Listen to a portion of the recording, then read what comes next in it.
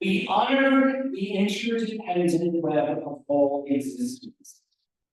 With reverence for the great web of life and with humility, we acknowledge our place in it. In our reflection on the value of interdependence, Reverend Dr. Hilaire highlights the fact that we as interdependents recognize that the earth on which we live and breathe is as important a part of creation as we ourselves. She writes that we nurture and rest our bodies not on a disposable planet, but on a holy ground.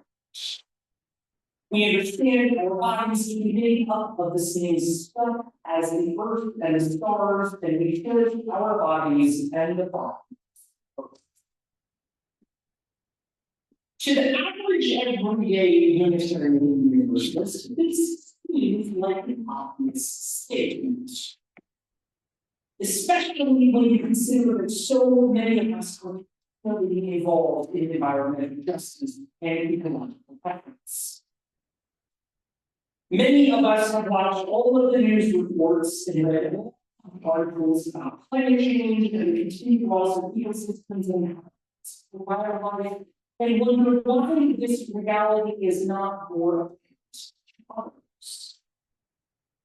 We often find ourselves asking, what will it take for our civil population to really wake up and see the impending reality and work to do something in more ways to place, if it is not today already?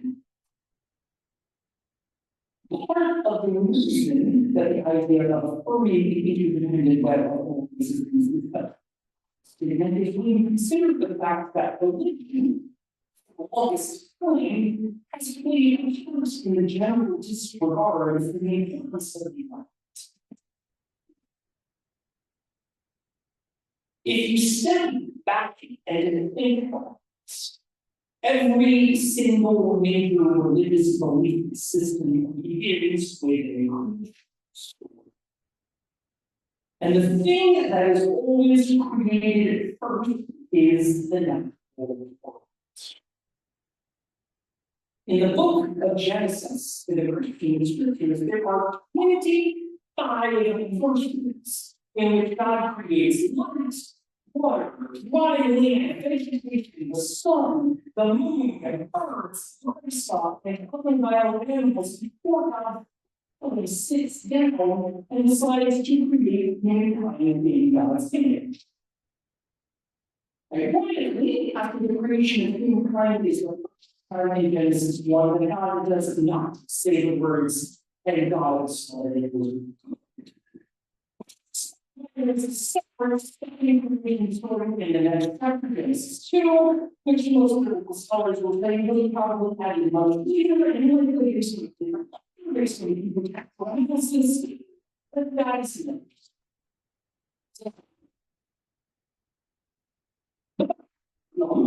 At least as far as the is concerned, is based on one single Hebrew word in Genesis 1:26. Vayirdu, which comes from the Hebrew verb wadah, meaning to have dominion over. This has been subsequently insidiously translated by many English biblical translations as what we get in Genesis 1:28. Rule over the fish of the sea and the birds of the air and over every creature. Essentially, generations of Christian religious folk have learned that according to what is lifted up as the word of God, but the natural world is the mercy of community, and that community has been given a God-given right to do with it and use it, and in many cases, neglect it. This is the world and reality that the transcendentalists of the 19th century lived in.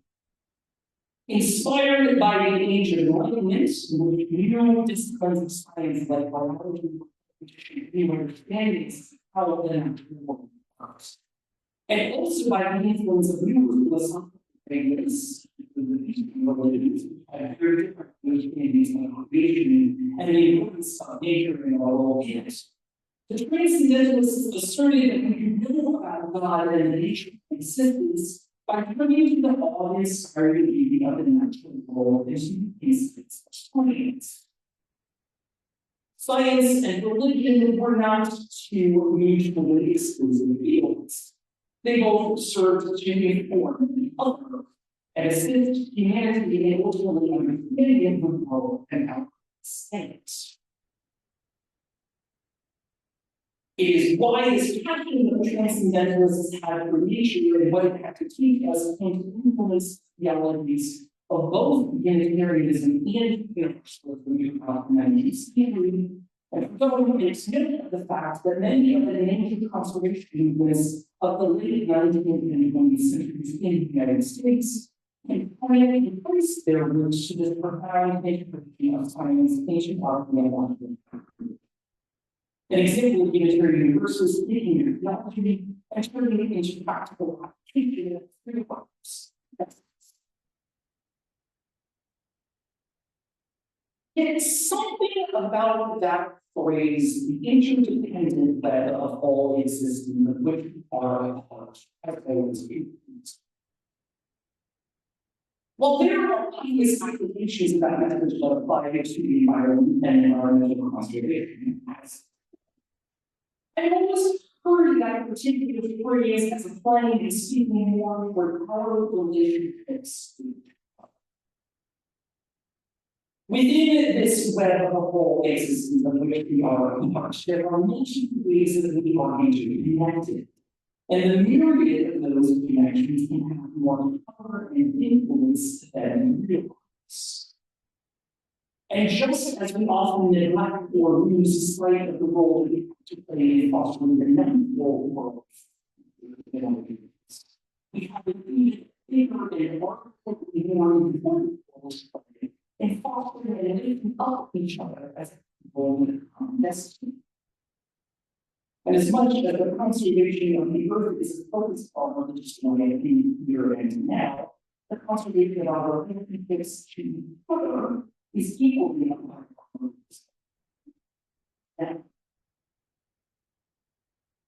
The beauty in the reading that you heard from today is that it was taken from a site of which is a user-supported site in which individuals that are free to submit their own voice into the ether for others to come.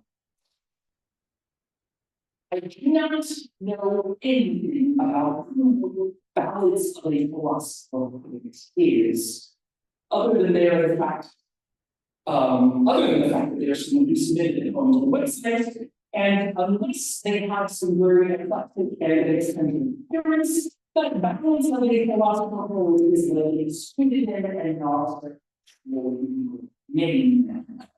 Although Jay and Alpha continues.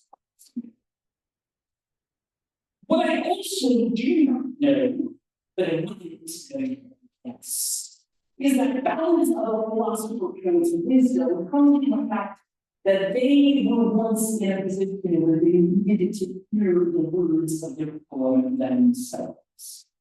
And that this is a legacy for others who desperately need to hear those words. Their way of helping to carry forward the human legacy and bring forward humanity into a more distinct harmony as the last one states. We have all found ourselves feeling down and depressed, isolated, and lonely. We have all found ourselves in moments where we have been left with a sense that we do not belong, that we have no that we live in a humanity that is rife with racism, sexism, and ableism, classism, xenophobia, and yes. We as a society go out of our way to make critical reasons that we are different and less than, and spend more time doing that. Then we take the time to remind ourselves that we all create interdependence. things. The definition of interdependence is the state of being independent upon one another, determined or conditioned by another, and relying on others. The prefix inter comes from the Latin for a hollow in between. By virtue of the fact that we are in existence, we are all connected to each other the same, and no one has the right to purchase reality events. And maybe, just maybe, if we took a breath and took the time to remember this, our world and our society can actually work at becoming more connected instead of more. As we go forth into the world on this day, we take the time to really see and remember the physical world that we are part of, and be grateful for the opportunity that we have to not only do this, but to also be curious things. And may we also not lose sight of maybe be as grateful for that, and maybe learn to preserve that environment as well, so that all of us may have the opportunity to thrive that we deserve. And may all of us have the opportunity to change lives. Actually see. Maybe lift all of this up to great powers of celebration.